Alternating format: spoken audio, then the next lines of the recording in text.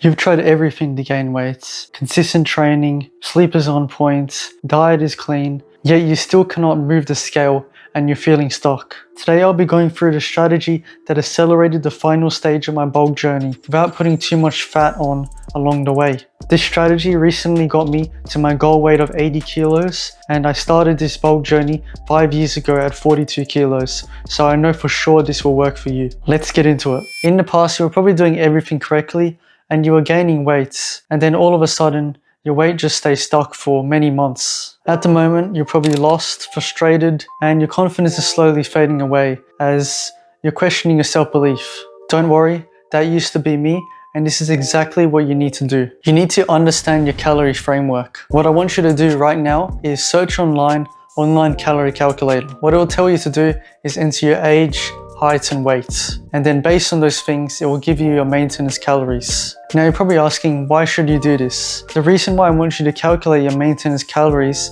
is so you understand your baseline calorie count for each day. Your maintenance calories tells you how much you need to eat to gain weight, and if you don't reach your maintenance calories, you're guaranteed to lose weight.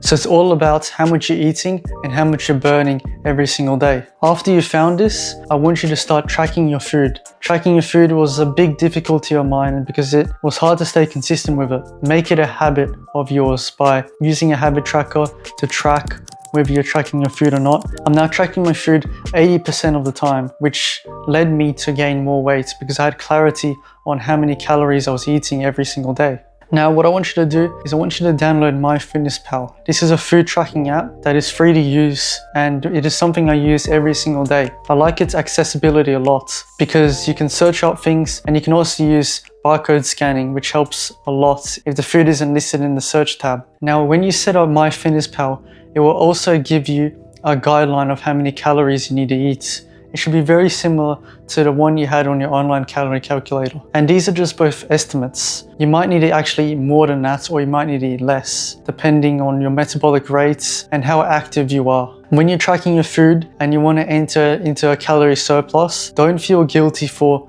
eating dirty food sometimes, because the goal right now is to gain weight and gain muscle mass. So what I did to gain weight easier was I made sure that 90% of the time I was eating clean, and if I still haven't reached my calorie goal for the day, then I'll top off with anything. Okay, it can be ice cream, it can be chocolate. Make sure you reach your calorie goals. On top of this, it's also important to reach your macro goals each and every day. So what I generally recommend with protein, have at least 2 grams of protein per kilo of body weight. Remember this, the higher your weight, the more calories you need. So this is the main reason you're stuck right now, because you haven't adapted your calorie intake to your new body weight.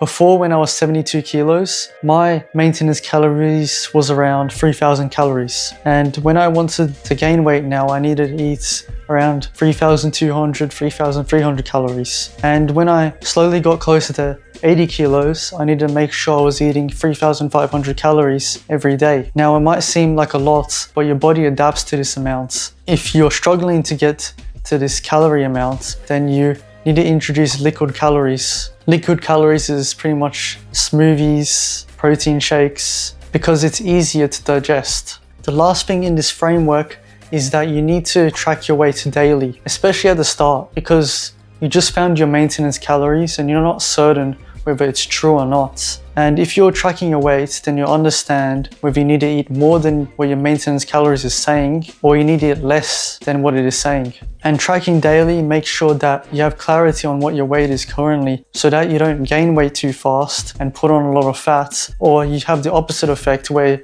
you're losing weight for no reason. But the main thing though is to not be discouraged by the weight scale. You're going to have a lot of fluctuations in your body weight because of your water weight. You might be 70 kilos one day, and then you might be 69.5, 69.7, and then 70.3. The main thing though is that you're gaining at least 0.5 kilos every week, especially when you're lean bulking, because you don't want to put on too much fat. Number 2, progressive overload.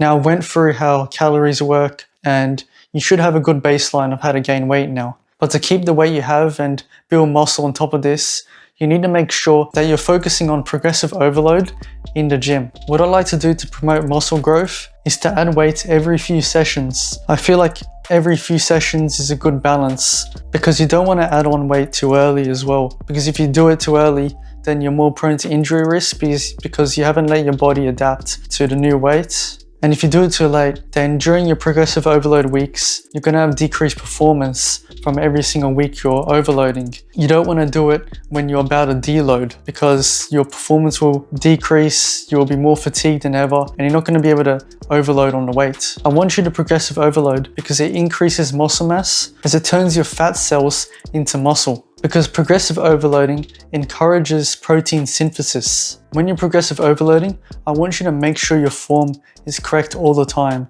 If you cannot do something with correct form, I want you to reduce the weight, because there's no point increasing the weight and doing it with poor form, because you're not going to activate the muscle properly. It's all about time under tension.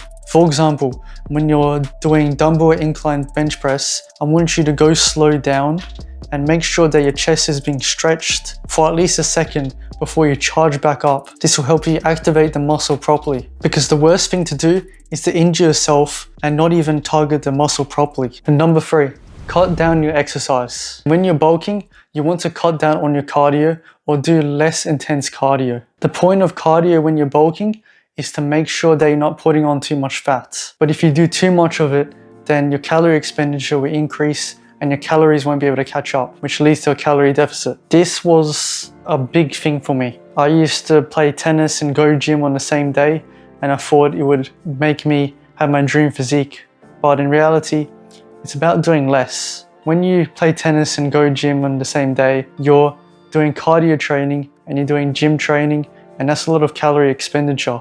Back then, I couldn't reach my calorie goal as effectively because I was eating a lot less than what I was burning.